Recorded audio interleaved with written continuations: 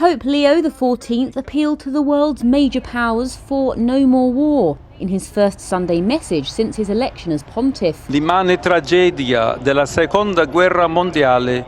The immense tragedy of the Second World War ended 80 years ago, on May 8, after leaving 60 million victims dead. Nell'odierno scenario drammatico. In today's dramatic scenario of a third world war being fought piecemeal, as Pope Francis repeatedly stated, I too appeal to the great ones of the world, repeating the ever-relevant plea, no more war. Mai più la guerra. Tens of thousands of people gathered in St. Peter's Square to listen to him speak. The new Pope, elected on May the 8th, called for an authentic and lasting peace in Ukraine, along with the Gaza ceasefire and the release of all Israeli hostages held by militant group Hamas. He also welcomed the fragile India-Pakistan truce, calling for it to last. The rapt crowd were touched by his solemn message, including Maricela Gaitan, who had travelled from Mexico. Incluso la fe es grandísima. The faith is enormous. It's enormous. We all feel it, everyone. Everyone in the world. We feel the faith. Que es la que nos mantiene. It is what keeps us. It is what holds us on this earth. American Bruce Weaver called it quite a day. Incredible. Incredible. The energy of the people was amazing. And the reverence for him was incredible when he was speaking, and everybody was just waiting to hear the next thing that he said. It was wonderful. Leo, the former Cardinal Robert Prevost, is the first US-born pontiff. He was a relative unknown to the world stage before his election. Previously, he served for decades as a missionary in Peru, before first becoming a cardinal to take up a senior Vatican role 2 years ago.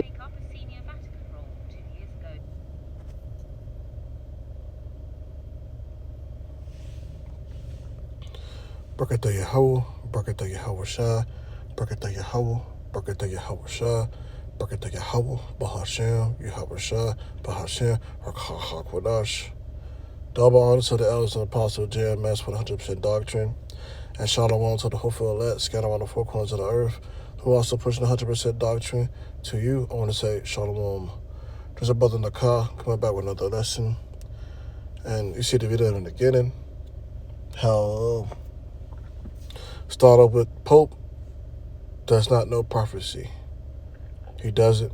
He said there'll be no more World War III. That's a lie, according to prophecy. That is a major prophecy, actually. You know, for the end of the world time sake, for Yahweh Shah to come back and take rulership. But I want to touch on how these people, as you see up top, rebellious people worship man, but not the Most High. It's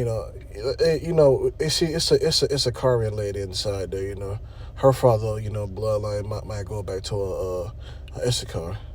And you see, it's all different types of people. It's American there and all that. So, like we said, Hebrew Israelites, we scattered among the nations. So it might be some jakes in the crowd also, but they worshiping Pope like he got all the answers, but which he really don't. So let's jump into the lesson. So we got Psalms 146, chapter, verse 3. Put not your trust in princes, nor in the Son of Man, in whom there is no help. No help at all. The Pope can't do nothing. He just some old regular flesh who preaches smooth words, because these people, they love smooth things. I'm gonna touch on that too towards the end of the video. We got Isaiah chapter 3, verse 12. As for my people, children are their oppressors, and women rule over them, are my people, that which lead the cause there to err and destroy the way of their paths. No, we keep on. I'm gonna read on to the next one. Everyone that is found shall be thrust through, and everyone that is joined unto them shall fall by the sword. So join these false religions. That's even known the wood of stone, and our fathers never served. You're gonna get killed by the sword. You're gonna get slaughtered. And this going for Hebrew Israelites. Like we said, we don't care what the heathens do, what the Edomites do. They're gonna do whatever. Okay. Oh, and then Isaiah chapter 3, verse 12, it's probably talking about the great whore of Babylon. So Salakia about that. You know, I skipped over that. I got it. I don't got it twice, but yeah. So we have Isaiah chapter 30, verse 1. Woe to the rebellious children, except the Lord Yahweh Bashem Yahushua, that take counsel, but not of me, and that cover with a covering, but not of my spirit, that they add more Salakia, that they may add sin to sin. So yeah. So the more you worship these false idols, these false religions, your sins are stuck on sin upon the sin. It's like you building up a tab, okay? That's what it means. I want to touch on a few more, then I'm going to go ahead and go on to the next on prophecy. So I'm going to touch on Jeremiah chapter 2, verse 14, and then I'm going to go on to the end-time prophecy. Have a nation changed their gods, which are yet no gods, but my people have changed their glory for that which doth not profit. So yeah, the Pope can't profit anybody. Those false religions cannot help you or save you or give you salvation. World War III is going to happen, either you like it or not. Next verse. Be astonished, O ye heavens, at this, and be horribly afraid, but ye very desolate, saith the Lord Yahweh Bashem Yahushua. For my people have committed two evils. They have forsaken me of the foundation of the living waters, and hewed them out broken certains that can hold no water. Is Israel a servant? Is he a homeborn slave? Why is he spoiled? So they touch on these people who don't want to come back and repent to their religion and to their nationality, because they don't want to take no order. You know, when you out here in the world and you representing false idols and stuff like that, you don't need order. You can just be yourself. It's like you don't want to listen to nobody. You don't want to take heed. So enough on that. Hopefully you get a point on that. Let's move on to World War III. It's getting hot. Turn the AC on Salakia. That car. It's getting hot.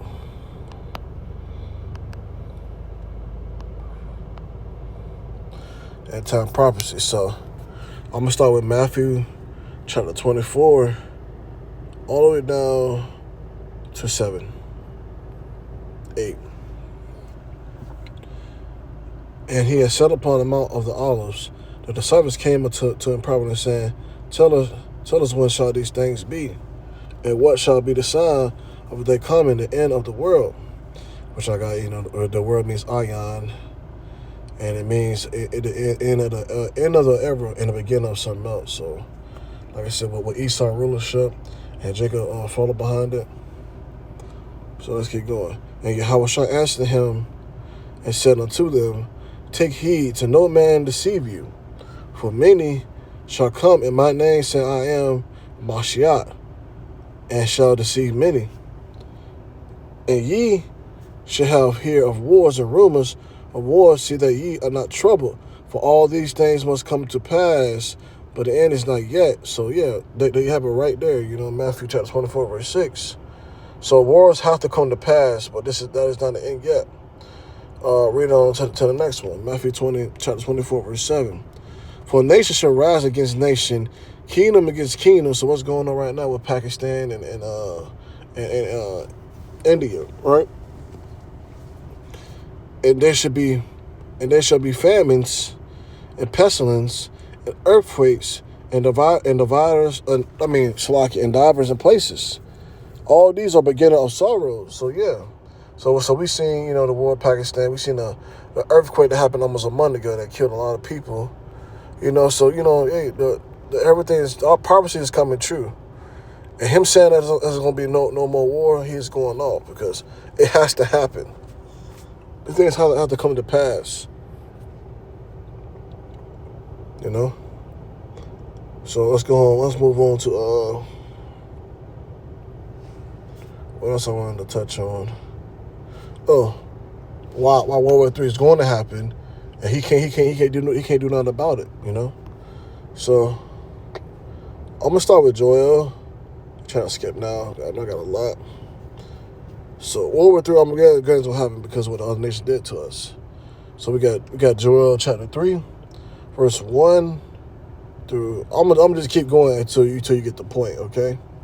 Because it's 17 verses, and that's a lot of verses to read through. For behold, in those days, in that time, where I shall bring again the captivity of Judah and Jerusalem. That means taking them out of captivity, the southern and northern kingdom. I will also gather all the nations and bring them down to the valley of Jehoshaphat, and will plead with them there for my people and for my heritage of Israel, whom I have scattered among the nations, a part of my land. So you see, the Edomites took over the Holy Land, and how basically he treated his people. And they have cast a loss for my people, and given them for a boy, for a harlot, and so the girl for wine, that they might have drink.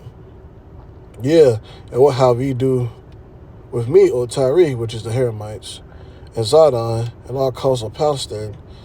Will you render me for my recompense? If ye recompense me swiftly and speedily, I will return your recompense upon your head. Because ye have taken my silver and gold, and have carried it to my templets of my goodly pleasant things. The silver and gold represents the Hebrew Israelite children. Okay, we the Most High silver and gold. These children also of Judah, and the children also of Jerusalem, have ye sold to the Grecians, which is what? The Grecians is the Edomites. That ye might remove them from their border. So behold, I will raise them out of the place where you have sold them, and will return recompense upon your head. So basically, the Heramites sold us to the Grecians, which are the Edomites, and basically, Pope is in Vatican City, right? That's the spiritual headquarters for the Roman Empire, and the Roman Empire, all of them works together. So you got it right there. So I'll be already at 7, But behold, I'll raise them out of, so like I said that. So let's go on to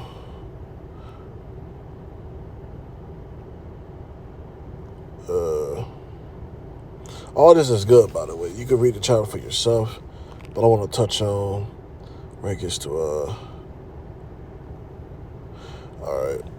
So here we go. This is what the bloodshed. I'm gonna just read through Ezekiel chapter 35, verse 5 through 6, because thou hast had a particular hatred and hate shed the blood of my children of Israel by the force of the sword in their time of their calamity, and the time and that their iniquity had an end.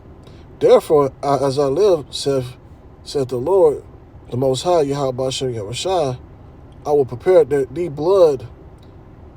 I will prepare thee unto blood, and blood shall pursue thee. See if thou hast not hated blood, even blood shall pursue thee. So yeah, that comes out wrong. So this is the what I was talking about with Revelation chapter 16 through 13 through 16.